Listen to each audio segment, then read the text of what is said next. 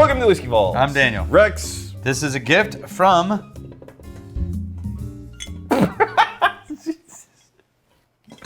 It's cheating. Magnificent bastard Pat Kane. Pat Kane, you magnificent bastard. You know what I could go for? A little Mexican-Japanese fusion. Just go so good together. So good. Sushi right? tacos. Yeah, I got the frijoles and like the raw. Wow, you're really going for the stereotypes on that one, huh? I think like You started with frijoles. look, man. Here's the thing. So this is actually a company from Mexico that got into the Japanese market by buying up and creating a couple of things. They've created 2 lines. Okay. This is one of them. So did they buy actual Japanese whiskey distilled in Japan? From 3 different distilleries, and they blended them together. Interesting. So this is Miyagi, Nagano, and Hokkaido, which I'm probably mispronouncing. But aged in American oak and named after Nobushi, Japanese elite warriors. Okay. So, Yes. in theory, I already put my nose in there. this is malt from Japan. In theory. Put your little nose right there. Huh, it smells like budget scotch No. with cinnamon. I'm not getting budget scotch. I'm getting a beautiful, rich, Really? What have you been multi-floral. drinking? You finished with the maple syrup, didn't you? On the earlier. Yeah. I didn't know what I was reaching for. No, I actually really like the nose. I don't get budget anything yet. Okay, so Yet. Maybe on the taste. I could see what you mean by the light and floral. It is got this sort of light touch fruity note, right? To me, 40%, it's almost like 80, honeyed 80 pears. Okay, yeah. It's like a really, really aromatic bouquet of, they concentrate a lot of the nicer smelling flowers in a greenhouse or something. Those are just throwing all types of scents at you. And then there's that fruity quality. Yeah, this is sweeter. This is softer because it's going to be an 80 proof. But I like the nose so far. It seems very... It's very light touch and honeyed. See, I wouldn't even say light touch because when I think light touch, I'm thinking thin. I'm thinking potentially watery. It's like, it's there. No. It's for an 80 proof, it's there. I don't mean thin, brittle, and watery. Okay. I mean light touch, like Okay. a fragrant instead of... All right, within the context of it being dense- 40% ABV. Yeah. It's present for 40%. Yeah.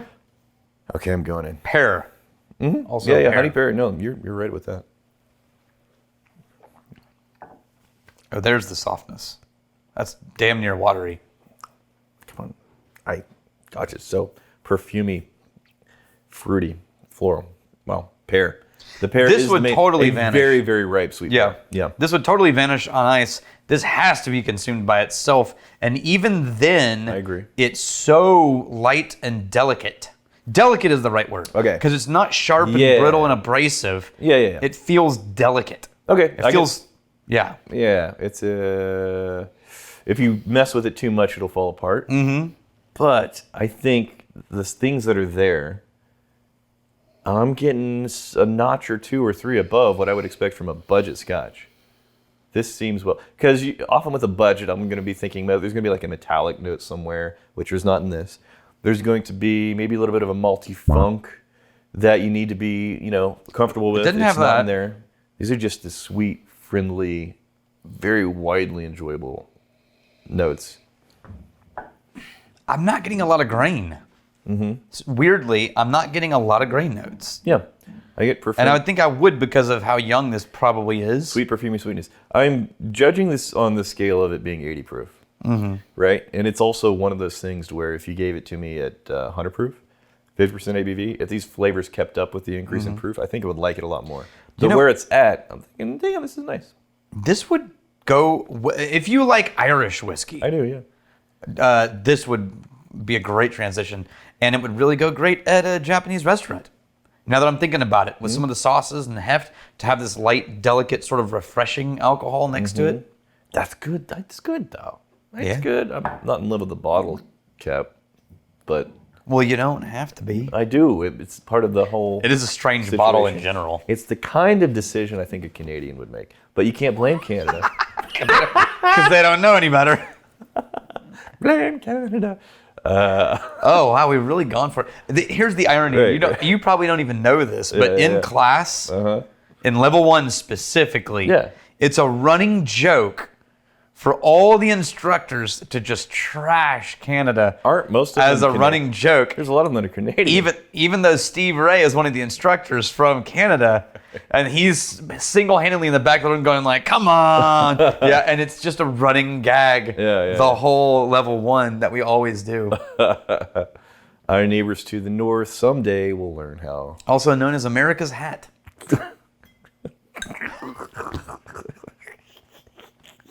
Honestly, one of my favorite places in the world is Vancouver. I have heard it is. I love Vancouver. Canadians refer to America as it's like living in an apartment complex with a meth maker in the basement, with a meth addict in the basement, and so that's what it's like to be Canadian. I love it. It's so good. This by far not the best Japanese whiskey I've ever had. No. But better than some. I've definitely had worse, weirder, but not in a good, funky adventure way, Japanese whiskeys. Yeah. And then to know that this was actually from Japan, via Mexico. And then it's like, I'm always eager to try something that actually was made and distilled in Japan, especially since it became so popular. And then I'm glad they tightened up the laws. But for a hot minute there, who knows what the hell was in your they're Japanese, working on it. It's finalizing. Who knows what the hell was in your Japanese whiskey bottle? But I'm feeling it. We got Uncle Mikey's World. Well, now I totally want Rex and Daniel meeting story.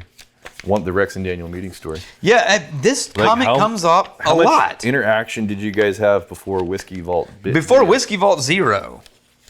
Well, I mean, interaction? We ran across each other on campus periodically. Okay, but even before then. Because there were different jobs. That is the... Whoa! Look at that is the stupidest looking but impressively performing airplane I've ever seen. Holy crap! It was very derpy. Yeah. You just yeeted a derpy looking plane across the room and it went in a perfect... And it went in a straight line. Wow, that's one of the best shots I've ever made on an airplane. Anyway. So we're talking about on campus or like... Just in general in life. Okay. So you are the brother-in-law of one of my oldest friends. Yeah, we ran into each other twice in the world before I worked here. Yeah. And then we periodically ran into each other walking across the property or going to lunch. Yeah. Until we started shooting YouTube You wanted to do a Whiskey Song program. Yeah. So before you worked here, I think I was through your brother-in-law invited to, was it a Burns night or something? No, it was close. It was St. Pat's. St. Pat's, okay. It was at your house. I never met you, didn't know Yeah. you. But, your sister is very, very good friends. My sister invited you guys to my party at my house. Yeah, like her and my wife are best friends for many, many years. So we end up at your house, and you're doing like a tour of fucking potatoes. Who knows? A potato tour. This is a russet. This is No, you smell. Oh, nice aroma. They're walking everybody through like the food and the drink that was there, and I was like, all right. I feel like your version of my house is very similar to your version of Canada. So fast forward a couple of months, and then Brandy and I are my wife and I are sitting in 400 Rabbits. Yeah, that's right. Which is this bar it's attached to It's Alamo a Draft tequila House. bar. Yeah. So we're sitting there, and then we just sat down, and you come up to the table, you recognize us. He goes, "Hey guys, you ever been here before?" And I was like, "No, it's the first time." Well, you start showing us all the things in the menu. Yeah. Here's what you need to do. Right, order starts giving a tour of the in this menu. order. Start giving a presentation of the menu. It's like, you don't work here, dude. No. I just That's fine. yeah. So you go away, and I know that on the Wizard Academy side of the property, the nonprofit, everything, the tower, the classes, all that, for about 5 or 6 years, they were looking for who's going to be a really great vice chancellor. Yep. And it was one of these roles where it's a unicorn. A person, Yeah, you can't be an idiot, but you have to be a host. Right. But you have to be comfortable, entertaining, and you got to know a lot of presentation skills. And it was like that's like 5 people. So they were looking for years. I know. I've tried to hire them. And they were about to hire this woman. I don't know her name. And I do know they weren't excited about it. It's like, we just need somebody. Yeah. It's like, well, before you offer her the job, sorry to this woman because she never knows how close she got to the job. Yeah. before you offer the job, let me talk to a guy that I know that could check most of the boxes that you're looking for based on nothing more than the 3.5 minutes of total interaction I've ever had with him. Over a year's period. But the things that I'm picking up from those interactions could be things that are good for this role. So I think I met you at Starbucks. Yeah, we met Starbucks and Circle C. Oh, first of all, I tried to get your phone number through your brother-in-law, Andy. Yeah, he didn't have it. Well, no, I texted him, and then a week went by. Yeah. And then I think I went through your sister. Yeah. And then within 30 seconds, I had it. Yeah. So your brother-in-law almost prevented you from ever getting the job. Yeah. Because he just didn't reply. That's about right. Yeah. And then I set up at the coffee shop, and then remember one of your questions after talking about the job and the role was, hey, so I just started growing out this beard. Is that going to be a Is problem? that going to be a problem? I was like, no, it's fine. It's Yeah, fine. there were a bunch of and later I was like, I need to shave this. Someone said, Daniel, shave the beard. And Roy was like, I can't sell that. Right. You can't do that. You look You're not allowed to. a 10-year-old boy without the beard. But you guys met and you got along famously and you got the job. And then one of the things you wanted to do was start a Whiskey Song program. We did that. It was 2 years running. And then at lunch, Right. I was like, I need to show these guys how to talk about whiskey on camera.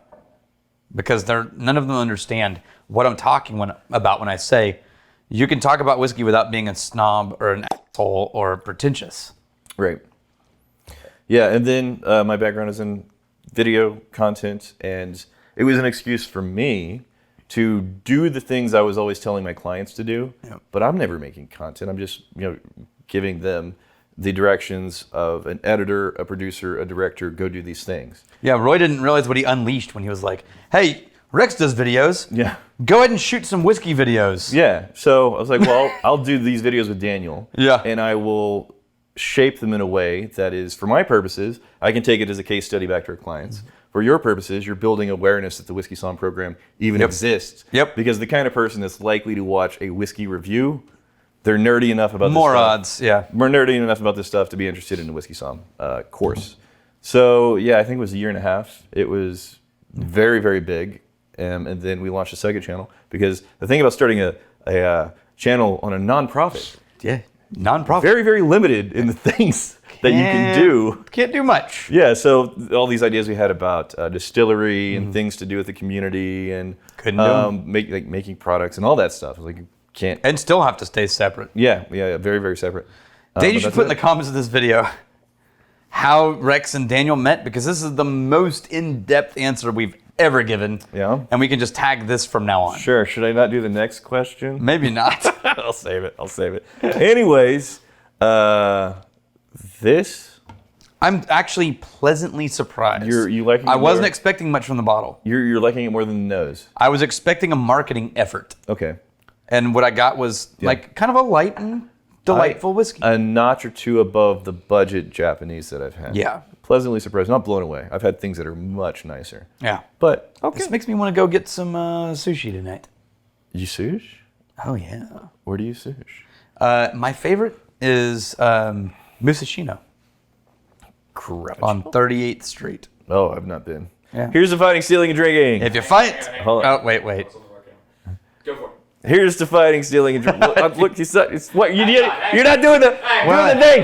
Why? If you fight me, fight what you may drink your lovers and the hearts with the things, and may you drink with us. Just do it at the light. All right. Here's to fighting, stealing, and If you drinking. fight me, fight for a friend. Attempt number 3. If you steal, may you steal your lover's heart. And if you drink, May you drink. What the hell, Dan?